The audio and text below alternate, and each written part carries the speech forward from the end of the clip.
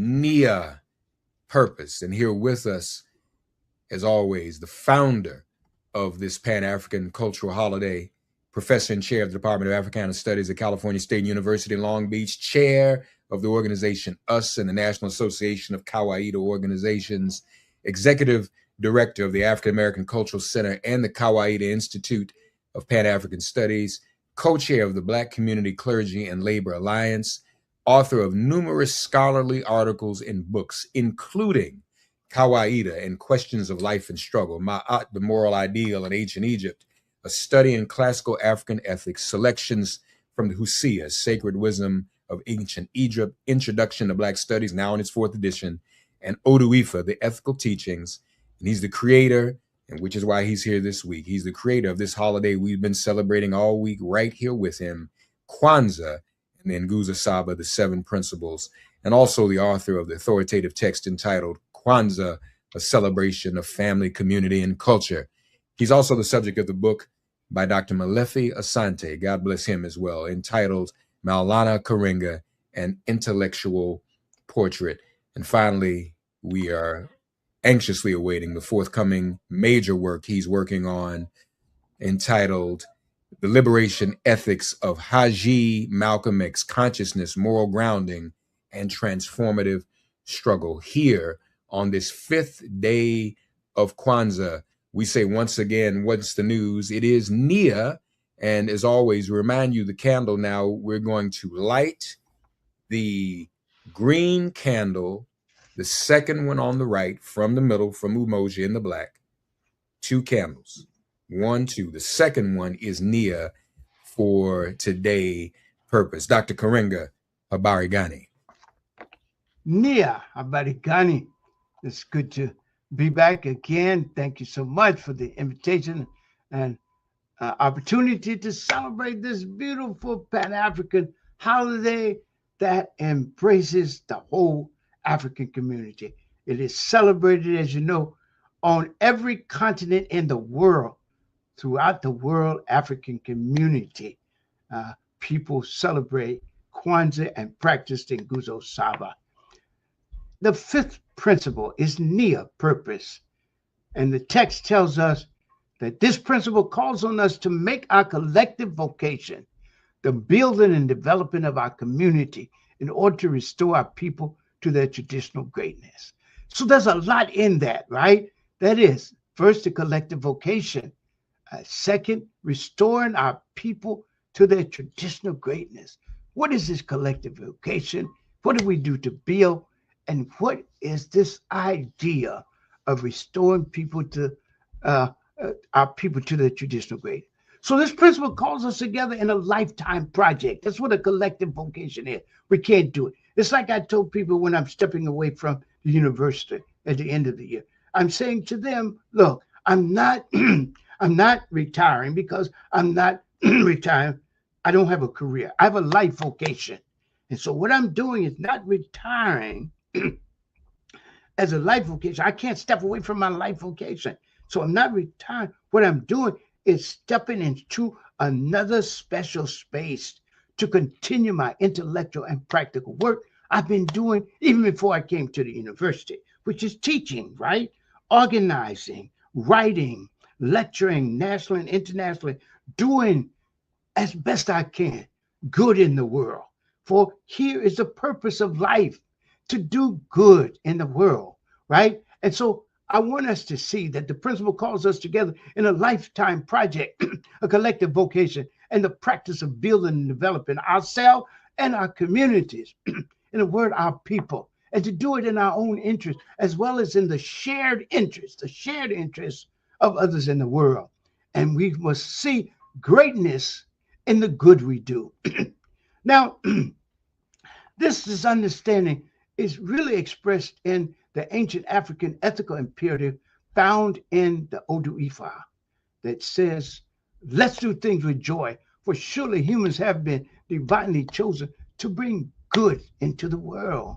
Chosen to bring good in the world. What a beautiful idea that we're chosen, not over and against anybody, but chosen with everybody to do one thing, to bring good into the world, to take whatever life vocation we have and use it to bring good in the world. So whether we are a lawyer, a doctor, a judge, a journalist, a pharmacist, or a farmer, or any profession, we use it to pursue good in the world. And to use that good to build our community, to restore us to our traditional greatness. So, what is this about chosen to bring good in the world? We must remember that even as we're chosen, we must always choose. And we must choose love over hate, freedom over unfreedom, kindness over hostility and hatred. We must choose the good always, and we must do the good. And what we must realize is that we're struggling to return Africa, to restore Africa and African people to their proper place, as Nana Marcus Garvey said, as a bright star among the constellation of nations in the world. A bright star among the constellation of nations in the world. We return our people to their proper place, equal and beautiful, right? Respected and free, free being themselves, right? Free understanding themselves, free to grow and develop and to flourish and to come into the fullness of themselves. And to do this through being aware, serving, working, sacrificing, struggling, and building in the interest of our people and for the good of the world. So when we light the candle for Nia, we make this wish and make this commitment to work and struggle for the realization of the collective vocation of restoring the rightful power and proper place of African people in this country and the world, and of daring greatness through amassing and using knowledge to serve and do good in the world. So when we say restore them to their traditional greatness, it's restoring them to the place where we use knowledge to serve and do good in the world. For it is written in the sacred text of our ancestors, the Hosea, that said, the wise are known by their wisdom, but the great are known by their good deeds. Everybody that we know, that we call great, whether it's our religious founders, our religious leaders, or our social leaders or political leaders, or just ordinary people doing extraordinary things, guess what? We see them as great because of what? The life of service and sacrifice often that they give us. And so we must remember that our ultimate purpose is found in the teachings of our ancestors, which says that we are chosen, Iniyan. The word for human being in Yoruba is the same word for chosen one. So we're chosen, chosen to bring good into the world. And we say that's a fundamental mission and meaning of life. And there's another nice aspect to that. It says, not let any good be lost. In discussing how we are to achieve this, it tells us we must sacrifice. We must build our character. We must love doing good. It's not enough to do good. We must love doing good. I thought that was a beautiful teaching of the ancestors. And that's because when you do something and you don't love doing it, you don't want to do it, it poisons and tarnishes the deed itself. If you came to a friend, and even a friend, and you asked a friend to help you with some money up from, and they start lecturing you about the use of money and all, you might not even give it to them. You might throw it down somewhere, or you just might not take it at all, right? Because guess what? They've tarnished the deed of giving by doing it in the wrong spirit. So the ancestors said, you must love to do good. And if you love to do good, people will feel it and it will come into goodness for all of us. Because we're taught that the good we do for others, we're also doing it for ourselves. We are building the good world we all want and deserve to live in and leave as a legacy worthy of the name and history of Africa. What a beautiful thought by Lady Ty said in the Hosea. It says, do good. Doing good is not difficult. Just speaking good is a monument for those who do it. For those who do good for others are also doing it for themselves. How? Because they are building the good family, the good community, the good society, and the good world we all want and deserve to live in and leave as a worthy legacy. Hotep, Ashe, Hiri, and always we wish for all of you blessings without number and all good things without end.